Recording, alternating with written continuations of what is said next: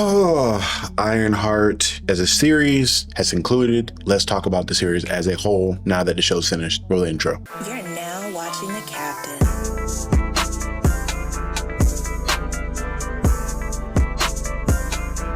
All right, y'all. Episodes 4 through 6 have concluded, and there's a lot to talk about here. First and foremost, I want to discuss a lot of the weirdness that has been going on around the show. When I say weird behavior, I'm talking about for lack of a better term, the racist that have permeated the comments of the previous video and a lot of the comment sections of any other person that's created content around this series. I think a lot of people have been very disingenuous, have been very much so on purpose ignorant in regards to the concepts and the different things that take place in this series. And more so just the aspect of there being a Black woman that is in front and center of a Marvel project, because we know how people get down when it comes to that stuff. Anyone that's not a white male has an issue. But you know, we're not here to talk about all that drama today. Just want to let everybody know, hey, the series is cool. The series is not DOA. The series is not terrible. So for people that believe it is, kiss my ass. Getting into the actual video in itself, this series was pretty solid. I think there were a lot of issues, like I mentioned in the first 3 episodes, in regards to some of the pacing, in regards to some of the soundtrack being a little bit on the nose and things being a little bit performative at times. Again, this is just me nitpicking. It's not that big of an issue, but I can see where people that did have issue with the first 3 episodes, I can see where that took place. But getting into the next 3 did exactly what I hoped they would do after watching the first 3. They kept the tone and a lot of the pace that they had in the 3rd episode, because I think the 3rd episode still is the best episode of the show so far. Now, there are some amazing things that are very much so introduced in the last episode that have a lot of ramifications for the bigger MCU as a whole, but just looking at a episode in itself and the things that made it good, I personally believe the 3rd episode was the best. Now, getting into what was set up here. I've been beating around the bush for a while here, but we're gonna go ahead and drop the spoiler here. So people that have not seen it, please stop, go, watch it, come back.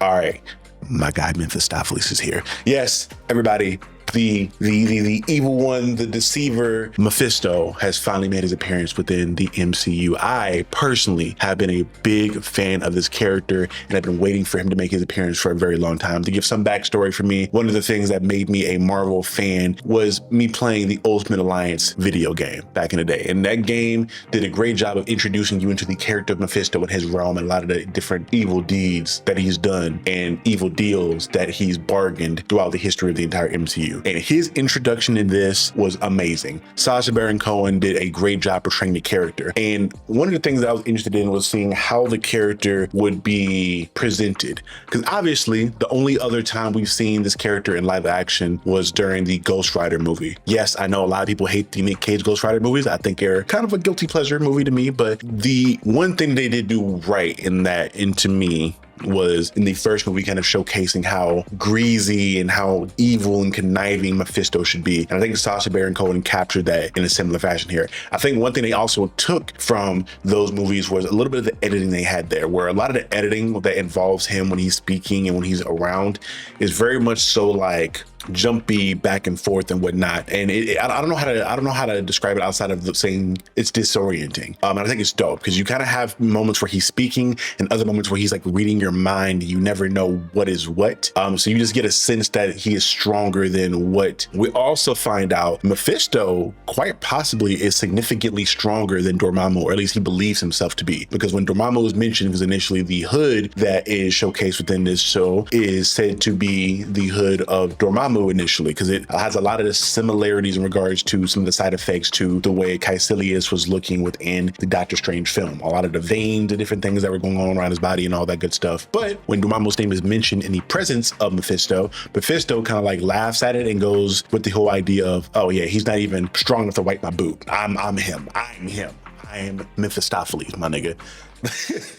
All in all, but yeah, this is going to be the thing that people are going to speculate over and talk about until the next movie comes out, being Fantastic Four. And I think this is just really dope. And I think they did something that I usually hate in film, but I kind of enjoyed here was the whole aspect of leaving us on a cliffhanger. They ended this show on a cliffhanger. Mephisto proposed a deal to Riri, and we don't know if Riri accepted the deal or if she refused the deal. And I think this works for the whole aspect of people being interested in seeing what she does and what she's doing and up up to in the future of the MCU, I do want to take points off in regards to this being a standalone show. I feel like some of the issues that I have with this show and a lot of, if not all, the MCU shows up until this point is they don't ever feel like projects or stories within themselves. They always feel like a connector piece to other movies going on, and I feel like they never like wrap up a concise story or an arc, which again, I understand if this is the original point of it, I guess it's serving its purpose, but I just feel like it's kind of lazy. Let's keep it a buck. I feel like it's kind of lazy. When I'm looking at the list of the MCU shows at this point, I'm looking at probably Werewolf by Night being the #1 show within the lineup of MCU series so far. If not that, maybe personally, I know people had a lot of issues with the pacing for it.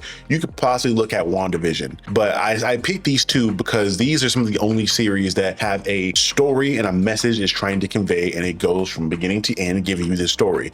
Now, I understand that these things are going to carry over into following things like other shows or other movies that these characters have to appear in, but I do still feel like you can tell a cohesive story overall without needing to try to finish that arc later on with the series in another movie or another show or another season of the show. And again, maybe, you know what, I will give this. I will say this. If this series has a second season and the second season finishes this arc that Riri was on in regards to accepting the loss of her friend Natalie, I will give it a lot more grace and I will eat my words at that point. When it comes to Marvel stuff in general, that's just my biggest complaint, my biggest gripe is that it feels like these projects are never stories or projects in their own right. They're always interconnected Lego pieces into the bigger grand scheme or the bigger movie of things. And again, I understand that you're building up to something great, and I like that for what that is, but I feel like when you're looking at some of the greater things or greater projects and movies within MCU history, they follow the example of finishing a story from start to finish. The Guardians movies, from start to finish. A lot of the like Winter Soldier is what I meant to say. I'm so sorry. It has a story that it tells from start to finish. And this is just the only thing that I have in regards to a gripe with this series. But getting back into reviewing the series as itself, I do think this series was a solid series. I do think that this series did a great job of reintroducing people to Riri Williams and characterizing her in a lot of different ways. And I do think that her as a character is pretty dope. I like a lot of the similarities she shares to Tony Stark. Obviously, there's going to be a lot of things that they share as far as personality traits and maybe some actions they do because, you know, she's the carrier of the Iron Man, Iron Person mantle. And there's certain things you see her, like I think Iron Man did some great things. And when I say Iron Man, I'm looking at RDJ and the like body language that he had to characterize the person in the suit. I'm seeing Riri do some of those similar things in regards to little gestures or even little phrases here and there, cracking certain quips and certain jokes. They kind of have like a Spider-Man-esque thing about them, but she also has that troubled history in regards to a lot of the grief she has to deal with losing her father, her stepfather, and her best friend. Now, what I will say where Iron Man and Riri Williams, Ironheart, differ is that it feels like they're on two separate trajectories in regards to accepting help. I feel like Iron Man had to do so many different things alone and discover himself through him, like by himself, and him having friends and family was something that was really big and important to him later on, but it feels like a lot of his early development didn't require him to rely on too many other people outside of maybe Happy or Pepper for the most part. In Ironheart, it's very much so, it feels like a central subplot that Riri understands that she does not need to do everything alone and she can ask for help. And that's it's shown through proxy of all the supportive characters that are around her, from her mother but it's a whole laundry list of characters that are around her within her neighborhood or from her history and from her past that are there to help her out. At the end, they help her to build the strongest version of her suit that we've ever seen up until this point. Or maybe, I don't know. I feel like this is the strongest one because magic is infused, but you could argue some of the Wakanda suit technology stuff. I don't know. Now, I do want to sit down and discuss another piece of the spoiler pie that we can get into,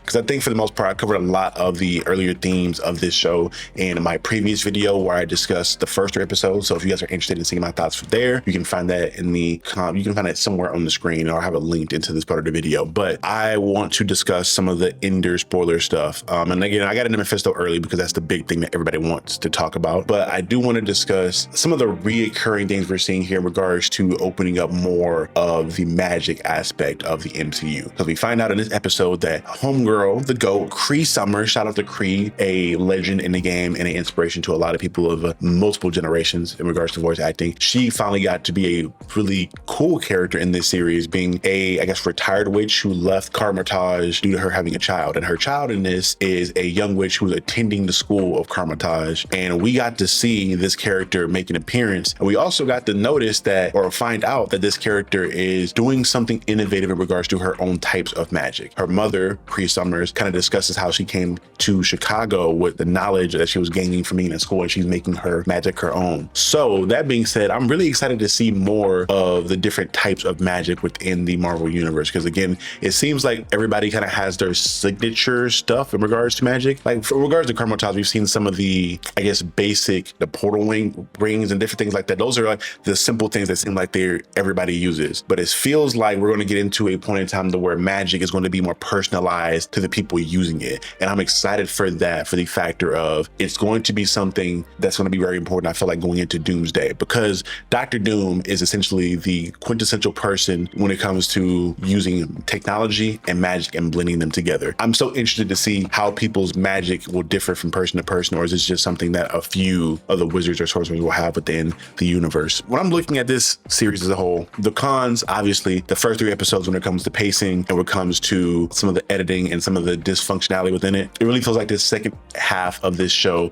was really thought out and put together. And it feels like that there was a really big emphasis put on this because people understood, or at least the creators understood, how important Mephisto's appearance and the things that he was going to say and do was going to be very important. They know that a new rock stars or any of the other plethora of channels on YouTube that break down every single word that a character says in a Marvel scene is going to be very important. So I think they were really meticulous about what was said and how it was said and how shots were framed and different things of that nature. In my personal opinion, the first half of this show and the second half of this show are 2 completely different shows, or at bare minimum, 2 completely different seasons. Like, they featured the same characters and a lot of the same aspects, but it got really dark really fast and the tone really shifted. Again, pros, acting was phenomenal. The characters were phenomenal. I think the weaker bit of the characters was probably the gang of thieves and that whole little subplot they had going on there. I thought that was cool initially, to be like this cool little thing that Riri gets to do in regards to being this tech thief, I guess. I think the group as a whole didn't get a chance to really showcase their bond. There was a lot of telling and not showing in regards to how close they were. And we didn't really get a chance to see them as a group like that. I feel like we got more time and it was better executed to showcase all the people that were in Riri's life, like her friend, like Natalie's brother, her mother, the little kid from down the street that was helping her cart around things in regards to some of the tech and things like that. I feel like we had a better job showing them as a group and a unit together than we did the actual group of thieves. Some of the cinematography, the action was dope in this. The CGI was, I feel like, kept to somewhat of a minimum, if that makes any sense, for a huge CGI suit. And I also want to discuss really quickly the suit that Riri Williams has in this, and the technology. I know it is a complaint that a lot of people have, and to a certain extent, I agree. Feeling like nanotech was kind of permeating throughout all of the MCU at this point.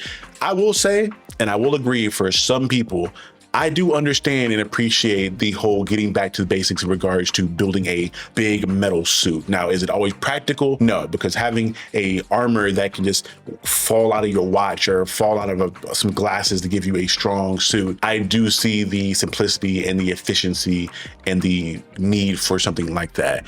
But damn it, is it not cool to see this huge fucking armor fly in from out of nowhere? You just jump into it. Like, that is one of the only good things probably that I loved about Iron Man 3 was the whole thing where Tony was jumping in from suit to suit. Like, it felt like it was straight out of the comics. So I really love when I see an Iron Man character kind of jump into a suit and jump out of a suit, or see the suit form around them and like piece by piece. I understand it's not practical, but it's cool as fuck to see. For my personal opinion, I would probably look to give Ironheart a solid 7.5 armors out of 10 for me. I think the blending of the 2 halves of the show were a little rough, but again, I really enjoyed it. I would really want to see a second season, or at bare minimum see what Riri has to offer in some of the other future MCU projects. And I definitely want and have to see my guy Mephistopheles make another appearance within the MCU at some point within a film or a show, because that means maybe we have Ghost Rider on the way. Maybe the Midnight Suns may actually be a thing, and hopefully we get a Blake movie after only hearing this man's voice? Y'all let me know in the comment section below how you felt about Ironheart.